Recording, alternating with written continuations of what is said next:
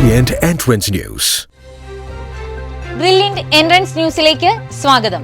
ആദ്യം നോക്കാം ഇന്നത്തെ പ്രധാന വാർത്തകൾ. CUET UG പരീക്ഷയിൽ മാറ്റങ്ങൾ.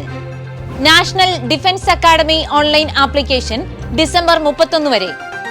JEE മെയിൻ 2024 എഴുതിയവർക്ക് നേവിയിൽ സൗജന്യ ബിടെക്കും നിയമനവും. വിദ്യാസമന്വിത സ്കോളർഷിപ്പിന് അപേക്ഷിക്കാൻ അവസരം. നീറ്റ് 2025 പരീക്ഷ ഇനി ഓൺലൈൻ, സാധ്യതകളേറുന്നു. രാജ്യത്തെ പ്രമുഖ സർവകലാശാലകളിലെ ഡിഗ്രി പ്രവേശനത്തിനായുള്ള CUET UG പരീക്ഷയിൽ മാറ്റങ്ങൾ വരികയാണ്. വിശദാംശങ്ങൾ കാണാം. കോമൺ യൂണിവേഴ്സിറ്റി എൻട്രൻസ് ടെസ്റ്റ് അഥവാ CUET പരീക്ഷകളിൽ മാറ്റത്തിനൊരുങ്ങുകയാണ് UGC. 2025 പരീക്ഷയിൽ മാറ്റങ്ങൾ ഉണ്ടാകുമെന്ന് UGC ചെയർമാൻ അറിയിച്ചു കഴിഞ്ഞു. +2 പഠിച്ച വിഷയങ്ങൾ പരിഗണിക്കാതെ ഏതു വിഷയങ്ങൾക്കും CUET UG എഴുതാമെന്നുള്ളതാണ് ഏറ്റവും പ്രധാനപ്പെട്ട ഘടകം. വിഷയങ്ങളുടെ എണ്ണം 63-ൽ നിന്ന് 37 കുറച്ചിട്ടുണ്ട്. ഒഴിവാക്കിയ വിഷയങ്ങളിലേക്കുള്ള പ്രവേശനം ജനറൽ ആപ്റ്റിറ്റ്യൂഡ് ടെസ്റ്റിന്റെ അടിസ്ഥാനത്തിലായിരിക്കും. 2025 പരീക്ഷ മുതൽ ഇത് നിലവിൽ വരും. പരമാവധി 6 വിഷയങ്ങളിൽ പരീക്ഷ എഴുതാമെന്നത് 5 കുറയ്ക്കും. വിഷയത്തിന്റെ അടിസ്ഥാനത്തിൽ 45 മിനിറ്റ് മുതൽ 60 മിനിറ്റ് വരെയാണ് പരീക്ഷ എഴുതാനുള്ള സമയം.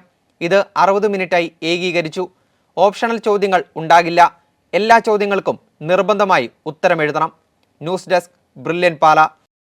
UPSC നടത്തുന്ന നാഷണൽ ഡിഫൻസ് അക്കാദമിയിലേക്കുള്ള പരീക്ഷാ തീയതി പ്രഖ്യാപിച്ചു. വിശദാംശങ്ങൾ അറിയാം. യൂണിയൻ പബ്ലിക് സർവീസ് കമ്മീഷൻ നടത്തുന്ന നാഷണൽ ഡിഫൻസ് അക്കാദമി എക്സാമിന്റെ തീയതി ഔദ്യോഗികമായി പ്രഖ്യാപിച്ചിരിക്കുകയാണ്. upsc.gov.in എന്ന വെബ്സൈറ്റ് സന്ദർശിച്ച് ഡിസംബർ 31 വരെ ഓൺലൈനായി അപേക്ഷകൾ സമർപ്പിക്കാം. പരീക്ഷാരീതി, പ്രധാനപ്പെട്ട പരീക്ഷാ തീയതികൾ തുടങ്ങിയവ UPSC പുറത്തിറക്കിയ വിജ്ഞാപനത്തിൽ വിവരിച്ചിട്ടുണ്ട്. ജനുവരി 1 മുതൽ 7 വരെ അപേക്ഷയിൽ തിരുത്തലുകൾ വരുത്താം. ഏപ്രിൽ 13-നാണ് പരീക്ഷ. ആർമി, നേവി അടക്കം വിവിധ തസ്തികകളിലെ 406 ഒഴിവുകളിലേക്കാണ് പരീക്ഷ. ന്യൂസ് ഡെസ്ക്, ബ്രില്യന്റ് പാല. 2024 JEE മെയിൻ പരീക്ഷയിലെ സ്കോറിന്റെ അടിസ്ഥാനത്തിൽ ഇന്ത്യൻ നേവിയിൽ സൗജന്യമായി ബിടെക് പഠിക്കാനും നേവിയിൽ തന്നെ ജോലി നേടാനും ഇപ്പോൾ അവസരം. ഇന്ത്യൻ നാവികസേനയുടെ ഭാഗമായി കണ്ണൂർ ഏഴിമലയിൽ പ്രവർത്തിക്കുന്ന നാവിക അക്കാദമിയിൽ ജവഹർലാൽ നെഹ്റു സർവകലാശാലയുടെ ബിടെക് പഠിക്കാം. BTech applied electronics and communication, mechanical എന്നിവ തീർത്തും സൗജന്യമായി പഠിക്കാനുള്ള അവസരമാണ് ലഭിക്കുന്നത്. പഠനത്തിന് ശേഷം നേവൽ ഓഫീസറായി ഉടൻ നിയമനവും നടക്കും. 2025 ജൂലൈ 25-ന് തുടങ്ങുന്ന പ്രോഗ്രാമിലേക്കുള്ള ഓൺലൈൻ അപേക്ഷ ഡിസംബർ 20 വരെ സ്വീകരിക്കും. Website joinindiannavy.gov.in. കേരളത്തിലെ മുന്നോക്ക സമുദായങ്ങളിൽ പെടുന്നതും സാമ്പത്തികമായി പിന്നോക്കം നിൽക്കുന്നതുമായ കുടുംബങ്ങളിലെ വിദ്യാർത്ഥികൾക്കായി കേരള സംസ്ഥാന മുന്നോക്ക സമുദായ ക്ഷേമ കോർപ്പറേഷൻ നടപ്പിലാക്കുന്ന വിദ്യാസമന്വിത കോച്ചിംഗ് അസിസ്റ്റന്റ് പദ്ധതിയിലേക്ക് ഇപ്പോൾ അപ്ലൈ ചെയ്യാം. മെഡിക്കൽ എഞ്ചിനീയറിംഗ്, CUET ഉൾപ്പെടെയുള്ള വിവിധ എൻട്രൻസിലേക്കുള്ള പരിശീലനത്തിന് ധനസഹായം ലഭിക്കും. അപേക്ഷകൾ ഡിസംബർ 31 വരെ ഓൺലൈനായി സമർപ്പിക്കാം. വിശദ വിവരങ്ങൾക്ക് kswcfc.org എന്ന വെബ്സൈറ്റ് സന്ദർശിക്കാവുന്നതാണ്. മെയ് നടക്കുന്ന നീറ്റ് UG പരീക്ഷയിൽ അടിമുടി മാറ്റങ്ങൾക്ക് സാധ്യത തെളിയുകയാണ്. പരീക്ഷ ഓൺലൈൻ ആക്കുന്നതടക്കമുള്ള മാറ്റങ്ങൾക്കാണ് ഈ ഘട്ടത്തിൽ സാധ്യതകൾ തെളിയുന്നത്. ഇതുമായി ബന്ധപ്പെട്ട കൂടുതൽ വിവരങ്ങൾ പങ്കുവെക്കുന്നതിനായി ശിവൻ സാർ നമ്മോടൊപ്പം ചേരുന്നു. സർ, നീറ്റ് 2025 പരീക്ഷയിൽ എന്തൊക്കെ മാറ്റങ്ങൾക്കാണ് ഇപ്പോൾ സാധ്യത കാണുന്നത്? ശരിയാണ്. കാരണം നീറ്റ് 2024 ആരോപണങ്ങൾക്കൊക്കെ കേന്ദ്ര ഗവൺമെൻറ്റും സുപ്രീം കോടതിയും എടുത്ത തീരുമാനത്തിൻ്റെ അടിസ്ഥാനത്തിൽ ബഹുമാനപ്പെട്ട രാധാകൃഷ്ണൻ കമ്മിറ്റിയുടെ ശുപാർശ പ്രകാരം ഏതാണ്ട് 7ഓളം ശുപാർശകളാണ് കേന്ദ്ര ഗവൺമെൻറ്റിൻ്റെയും സുപ്രീം കോടതിയുടെയും മുമ്പാകെ റിപ്പോർട്ട് സമർപ്പിച്ചിരിക്കുന്നത്. അതിൻ്റെ അടിസ്ഥാനത്തിൽ ഏറ്റവും പ്രധാനമായിട്ട് പറഞ്ഞിരുന്ന കാര്യം പരീക്ഷ ഓൺലൈൻ മോഡിലോട്ട് മാറ്റണം. കാരണം ഈ ക്വസ്റ്റ്യൻ പ്രിൻറ്റിങ്, അതിൻ്റെ ഡിസ്ട്രിബ്യൂഷൻ എന്നുള്ള ആ മേഖലയിലാണ് കഴിഞ്ഞ വർഷം നാഷണൽ ടെസ്റ്റിംഗ് ഏജൻസി ഏറ്റവും കൂടുതൽ പരാതികൾ കേട്ട ഒരു സംഭവം. അതുകൊണ്ട് ക്വസ്റ്റ്യൻ പേപ്പർ മോഡ് എന്താണെങ്കിലും ഓൺലൈനിലോട്ട് മാറ്റണമെന്നുള്ളതാണ് ഏറ്റവും പ്രധാന ശുപാർശ.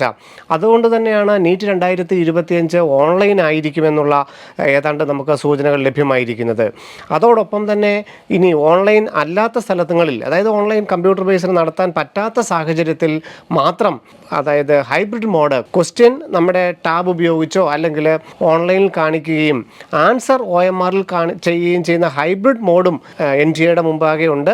ഇത് രണ്ടുമാണ് ഇപ്പോൾ പ്രധാനമായിട്ടും പരിഗണിച്ചുകൊണ്ടിരിക്കുന്നത്. സർ, ഈ പറഞ്ഞ മാറ്റങ്ങളൊക്കെ വരികയാണെങ്കിൽ വിദ്യാർത്ഥികൾക്ക് അത് ഗുണകരമായിരിക്കുമോ?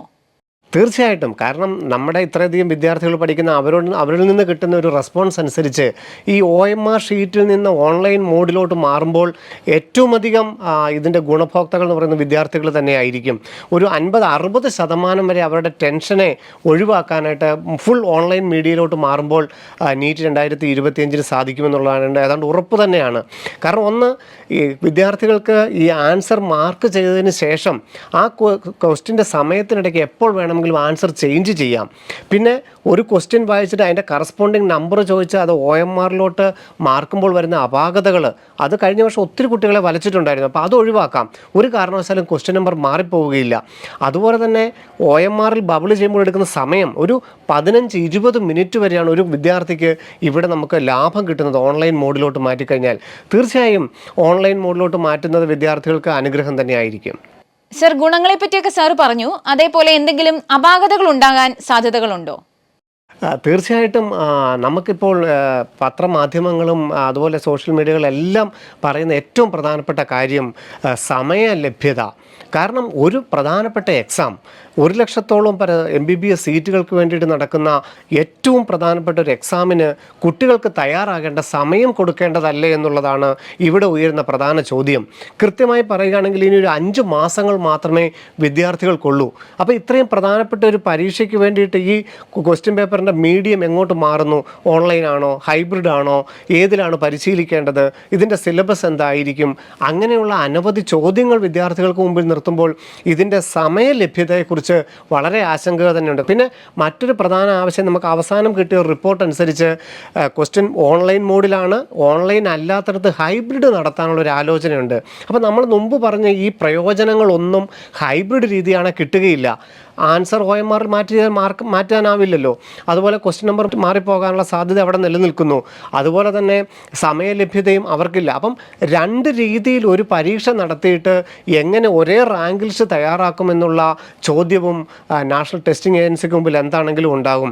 അതുപോലെ തന്നെ ഓൺലൈൻ എക്സാം ആകുമ്പോൾ ഒരു ദിവസം നടത്തിയില്ലെങ്കിൽ ധാരാളം അപാകതകൾ സംഭവിക്കാനുള്ള സാധ്യതയുണ്ട്. അപ്പം 25 ലക്ഷത്തോളം വിദ്യാർത്ഥികൾക്ക് ഒരു ദിവസം ഇങ്ങനെ ഒരു എക്സാം നടത്താൻ സാധിക്കുമോ? അതോ JEE പോലെ 5-6 ദിവസം 2 ഷിഫ്റ്റായിട്ട് 10-12 എക്സാമുകൾ നടത്തിയായിരിക്കുമോ പേഴ്സൻറ്റേജ് സ്കോർ ഉണ്ടാക്കുന്നത്? അങ്ങനെയാണെങ്കിൽ വിദ്യാർത്ഥികൾക്ക് ഒരവസരം കൂടി കൊടുക്കേണ്ടതല്ലേ?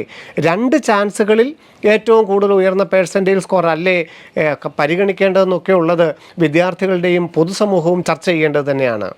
സർ, അതുപോലെ തന്നെ ഏജ് ബാർ കൊണ്ടുവരുന്നത് ഉൾപ്പെടെയുള്ള മാറ്റങ്ങളും ഉണ്ടാവുമെന്ന് കേൾക്കുന്നുണ്ട്. സർ, ഇതിന്റെ സത്യാവസ്ഥ എന്താണ്? ഈ സുപ്രീം കോടതി നിയമിച്ച ഈ 7-അംഗ സമിതിയുടെ ഒരു ശുപാർശ മാത്രമായിരുന്നു അത്. കാരണം ഇത്രയധികം വിദ്യാർത്ഥികൾ പല വർഷം MBBS എന്നുള്ളൊരു സ്വപ്നത്തിന് വേണ്ടിയിട്ട് തയ്യാറെടുക്കുന്നു. അതുപോലെ തന്നെ നമ്പർ ഓഫ് അറ്റംപ്റ്റ്സ് പല പ്രാവശ്യം 5, 6, 7 പ്രാവശ്യമൊക്കെ ചെയ്യുന്നത് നിരുത്സാഹപ്പെടുത്തേണ്ടതല്ലേ? JEE പോലെ ഒരു 3 ചാൻസ് അല്ലെങ്കിൽ JEE അഡ്വാൻസ്ഡ് പോലെ ഒരു 2 ചാൻസ് മാത്രമേ നീറ്റിനും കൊടുക്കാവൂ എന്നുള്ളത് ആ ഒരു ശുപാർശ മാത്രമാണ്. പക്ഷേ MBBS എന്ന് പറയുന്നത് നമുക്കറിയാം, അത് ഒരു ജോബ് ഓറിയൻറ്റഡ് എന്നല്ല, അതൊരു സർവീസ് മേഖലയാണ്. ഒരു വ്യക്തിക്ക് അവൻ്റെ ജീവിതത്തിൽ ഏതൊരു സമയത്തും ഈ ഒരു മേഖല MBBS പഠനം എപ്പോൾ വേണമെങ്കിലും തിരഞ്ഞെടുക്കാനുള്ള ഒരു ആവശ്യകതയുണ്ട്. അതിൻ്റെ അർത്ഥത്തിൽ തന്നെയാണ് ഏജ് ബാർ എന്നുള്ളത് അപ്രസക്തമാകുന്നതും.